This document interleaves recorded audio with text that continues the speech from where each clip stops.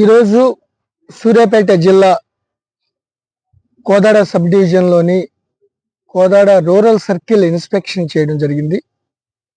Circle inspector G Rajitha Reddy గారు ఈ యొక్క సర్కిల్లోని 5 పోలీస్ స్టేషన్ల మెయింటెనెన్స్ కానీ, లా అండ్ ఆర్డర్ మెయింటెనెన్స్ కానీ, క్రైమ్ కంట్రోల్ కానీ, క్రైమ్ డిటెక్షన్ కానీ, మిగతా మెన్ మేనేజ్మెంట్లో చాలా అత్యంత సమర్థవంతంగా రన్ చేస్తున్నట్లు ఈ యొక్క ఇన్స్పెక్షన్లో తేలింది. ఆవిడ్ని ప్రశంసిస్తున్నాను నేను. అట్లాగే సర్కిల్ సంబంధించిన 5 పోలీస్ స్టేషన్లు, Kodad rural police station, Anantagiri, Chintalapalem, Mellacheruvu, Chilukuru, ఇవి అన్ని కూడా బోర్డర్లో ఉన్నాయి. ఓ పక్కన అచ్చంపేట, ఓ పక్కన పల్నాడు, ఓ పక్కన ఎన్టీఆర్ జిల్లా చిల్లకల్లు పోలీస్ స్టేషన్, అంటే మెయిన్ విజయవాడ రూట్లో.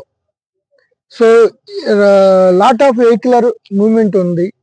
అట్లాగే ఇటీవల ప్రభుత్వం 500 రూపాయలు బోనస్ సన్న బియ్యం, సూపర్ ఫైన్ వాటి మీద ఇవ్వడం జరిగింది బోనస్.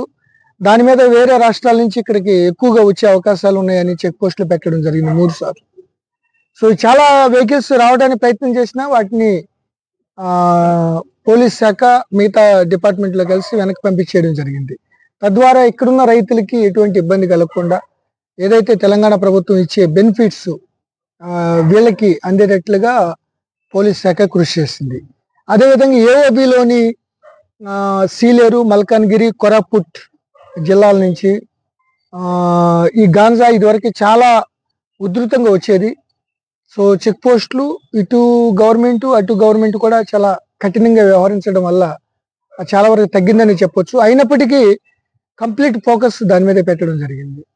సో ఇన్ఫర్మేషన్ బేస్తో చాలా మటుకి ఆర్గనైజ్డ్ వాళ్ళందరినీ పట్టుకోవడం జరిగింది. దాంతో వాళ్ళు మెయిన్ పెద్ద పెద్ద హ్యూజ్ క్వాంటిటీ లేకుండా మోటార్ సైకిల్ మీద వెళ్ళి ప్యాసింజర్ లాగా చిన్న చిన్న క్వాంటిటీ కేజీ 2 కేజీలు తీసుకొచ్చి సప్లై చేస్తున్నట్టు తెలియడంతో ఆ దిశగా కూడా పోలీస్ శాఖ కృషి చేస్తుంది.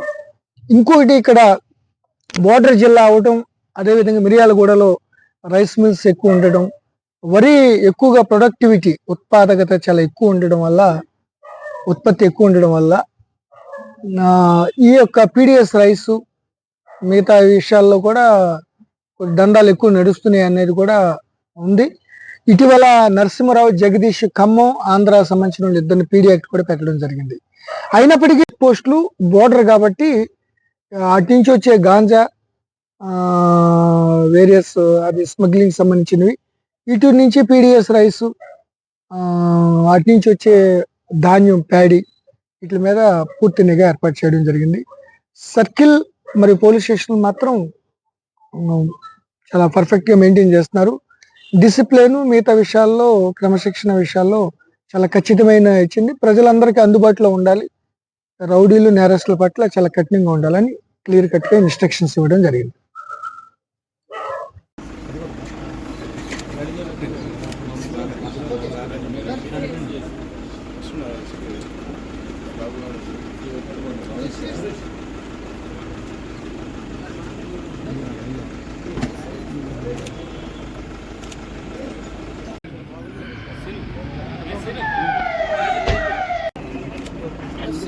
చేయాలండి. ఎస్ఎల్ గట్టిగా చేస్తే అసలు ఏ ప్రాబ్లం ఉండదు. Sir ready sir?